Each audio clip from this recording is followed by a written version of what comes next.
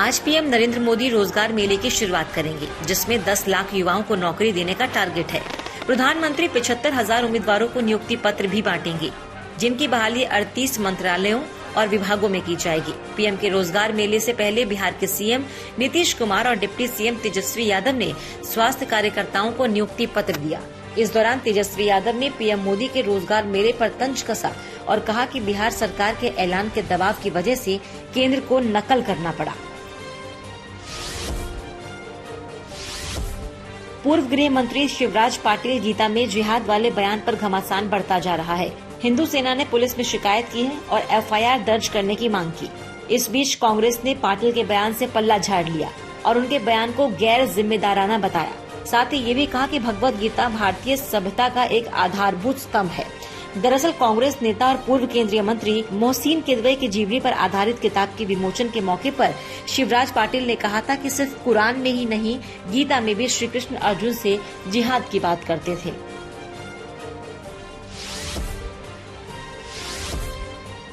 और भगवान गौतम बुद्ध ने क्या कहा? गौतम बुद्ध को तो मानते हैं ना? गौतम बुद्ध ने कहा कि मैं ईश्वर को नहीं मानता, भगवान बुद्ध ने कहा।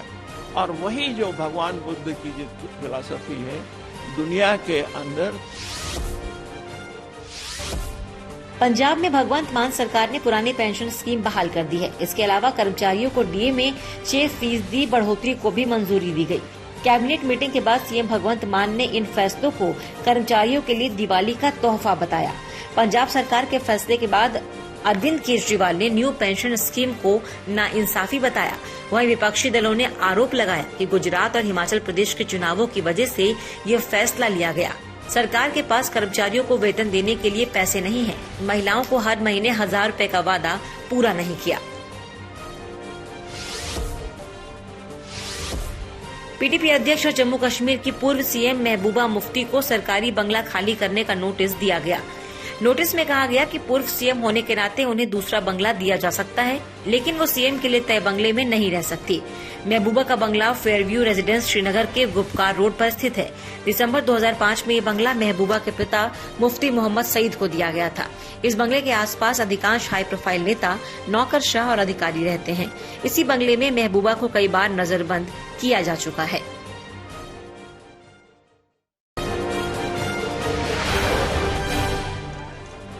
कोलकाता में शिक्षक भर्ती घोटाले और नई शिक्षा भर्ती की मांग को लेकर बवाल बढ़ता जा रहा है।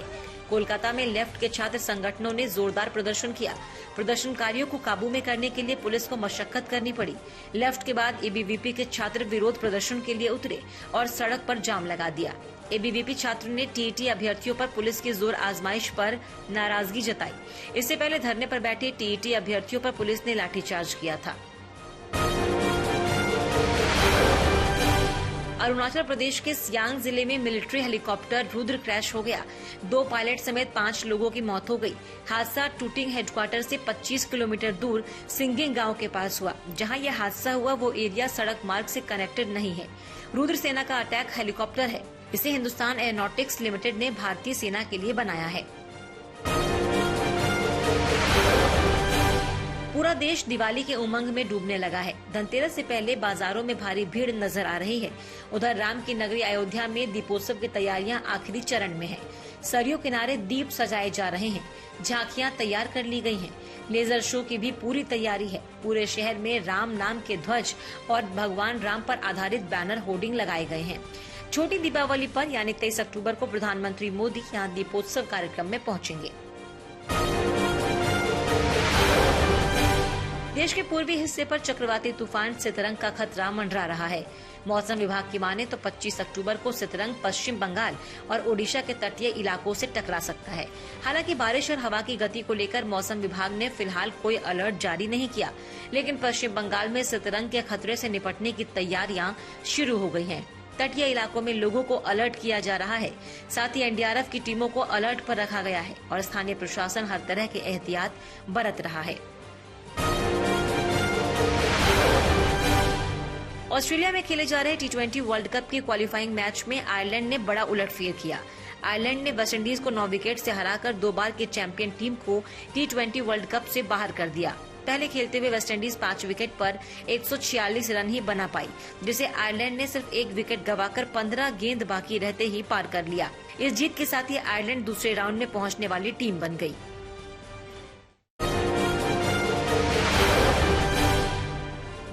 धनतेरस के ठीक एक दिन पहले आगरा के सर्राफा बाजार में एक किराना दुकान में आग लग गई। इस आगजनी की घटना से पूरे सर्राफा बाजार में भगदड़ मच गई।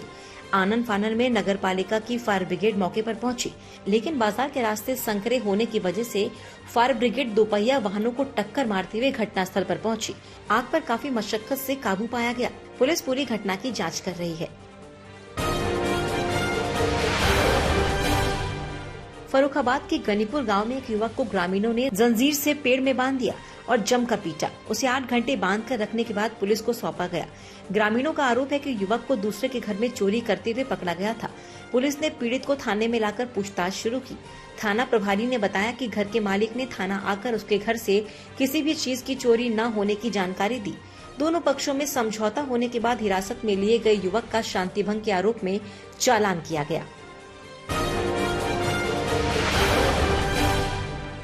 उत्तराखंड में कालागढ़ टाइगर रिजर्व फॉरेस्ट की पाखरो रेंज में वन विभाग की टीम ने 3 शिकारियों को गिरफ्तार किया।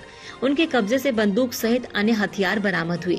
पाखरो रेंज में वन क्षेत्राधिकारी के नेतृत्व में वन विभाग की टीम गश्त पर थी।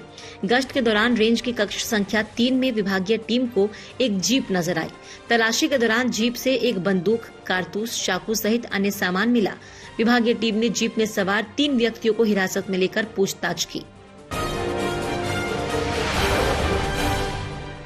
वाराणसी के विकारीपुर इलाके में स्थित एक निजी अस्पताल में पहले से ही गंभीर हालत में भर्ती मरीज सौरभ चंद्र मिश्रा को जैसे ही मृत घोषित किया गया, वैसे ही वहां मौजूद परिजनों के सब्र का बांध टूट गया। उन्होंने न केवल वार्ड में मौजूद डॉक्टर से बल्कि अस्पताल कर्मी से भी जमकर मारपीट की। वहां जमकर तोड़फोड़ भी की गई। लगभग 2 मिनट तक ये तांडव चलता रहा और बड़ी मुश्किल से डॉक्टर और कर्मचारी खुद को बचा पाए। अस्पताल प्रबंधन ने लिखित शिकायत थाने में दी और पुलिस जाँच में जुट गई है। बिहार के आरा में अलग अलग 2 मोहल्ले के लड़कों के बीच जमकर मारपीट हुई, जहां इस हिंसक झड़प के दौरान कुछ हथियारबंद बदमाशों ने अंधाधुंध फायरिंग करते हुए एक युवक को गोली मारकर जख्मी कर दिया। घटना नवादा थाना क्षेत्र की है। घायल युवक की उम्र 17 साल है, जिसके दाहिने पैर में गोली लगी है। हिंसक झड़प और फायरिंग की वारदात की सूचना मिलते ही स्थानीय पुलिस मौके पर पहुंचकर पूरे मामले की छानबीन में जुट गई। यूपी के कौशाम्बी जिले में उस समय हड़कंप मच गया जब एक युवक ने अपने ही सौतेले भाई की हत्या कर दी। आरोपी ने भाई की गर्दन पर कुल्हाड़ी से 3 वार किए। आरोपी बाइक लेकर मौके से फरार हो गया। पुलिस ने मौके पर पहुंचकर हादसे की जांच शुरू कर दी है। मामले में गैर इरादतन हत्या की FIR दर्ज की गई। गोरखपुर में एक प्लेवे में पहले दिन पढ़ने गई 3 साल की बच्ची की स्कूल परिसर में भरे पानी में डूबने से मौत हो गई। मौत के बाद स्कूल प्रबंधन ने चोट लगने की बात कहकर मासूम को हॉस्पिटल में एडमिट किया। उसके बाद परिजनों को हादसे की खबर दी। बाद में स्कूल प्रबंधन ने बच्ची के शव को घर भेजा। इस मामले में परिजनों ने स्कूल प्रशासन पर लापरवाही का आरोप लगाया। पुलिस ने तहरीर कर मामले की जांच शुरू की।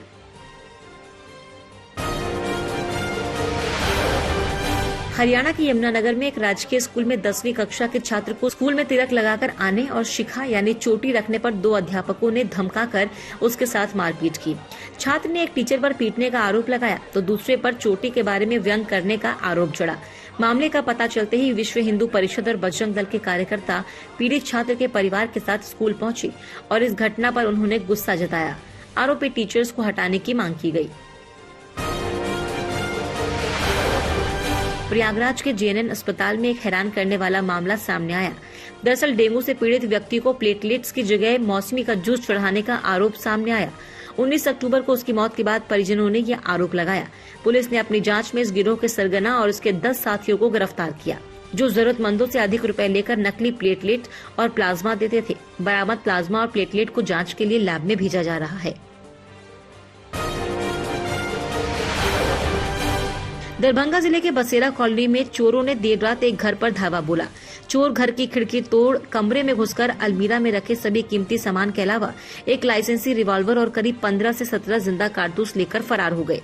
सूचना के बाद बहादुरपुर थाने की पुलिस मौके पर पहुंची और जांच शुरू की।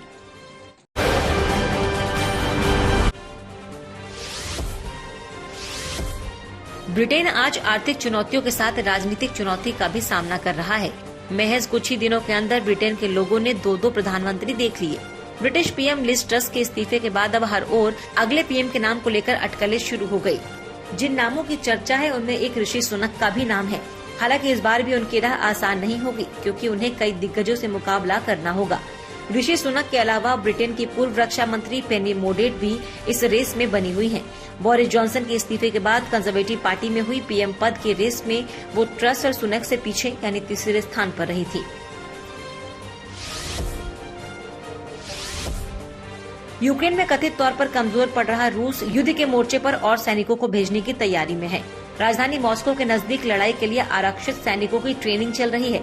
गुरुवार को राष्ट्रपति पुतिन सैनिकों की ट्रेनिंग का जायजा लेने खुद प्रशिक्षण सेंटर पहुंचे, जहां बंदूक चलाते नजर आए। जानकारों के मुताबिक पुतिन ने ऐसा यूक्रेन में लड़ रहे रूसी सैनिकों के प्रति समर्थन व्यक्त करने के लिए किया। मॉस्को के नजदीक रियाजान में मौजूदा प्रशिक्षण केंद्र के दौरे में पुतिन के साथ रक्षा मंत्री सर्गेई शोइगु भी दिखे। संभावित खतरे को देखते हुए बड़ी संख्या में लोग खेरसौन छोड़कर जाने को मजबूर हैं। बड़ी संख्या में लोगों को क्रीमिया में ट्रेनों में चढ़ते देखा गया, जिसमें हर उम्र और हर वर्ग के लोग मौजूद थे। यूक्रेनी अटैक से बचने के लिए अब रूस ने खेरसौन से नागरिकों को रेस्क्यू करने की घोषणा कर दी। हालांकि रूस के अधिकारियों ने कहा है कि क्षेत्र में गोलीबारी और लड़ाई के बीच निकासी यहाँ के लोगों की इच्छा पर निर्भर है। खेरसौन यूक्रेन के उन 4 क्षेत्रों का हिस्सा है जिस पर मॉस्को ने हाल ही में कब्जा करने का दावा किया था। फ्रांस में वेतन बढ़ोतरी के लिए हो रहे प्रदर्शन खत्म नहीं हो रहे। पहले जहां तेल कंपनी टोटल के कर्मचारी वेतन में बढ़ोतरी के लिए प्रदर्शन कर रहे थे, वहीं अब कॉस्मेटिक कंपनी लॉरियल के कर्मचारी बेहतर आय के नाम पर प्रदर्शन कर रहे हैं। इन लोगों के मुताबिक देश में महंगाई लगातार बढ़ रही है।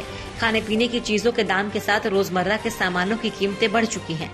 ऐसे में इन्हें पुराने आय पर काम करने में मुश्किलों का सामना करना पड़ रहा है। यही कारण है कि ये लोग अपनी कंपनी से वेतन बढ़ोतरी के लिए मांग कर रहे हैं। फ्रांस में महंगाई दर 5.6% तक पहुंच गई है।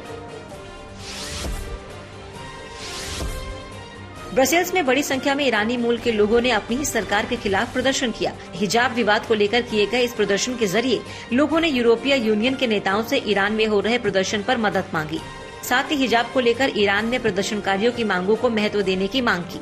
दूसरी ओर शुक्रवार को संयुक्त राष्ट्र में ईरान की राजदूत ने पश्चिमी देशों पर निशाना साधते हुए कहा कि पश्चिमी देश ईरानी महिलाओं के केयर टेकर बनना बंद करे। बता दें कि ईरान में पुलिस हिरासत में महासा अमीनी नाम की महिला की मौत के बाद से ही ईरान और दूसरे देशों में प्रदर्शन हो रहे हैं।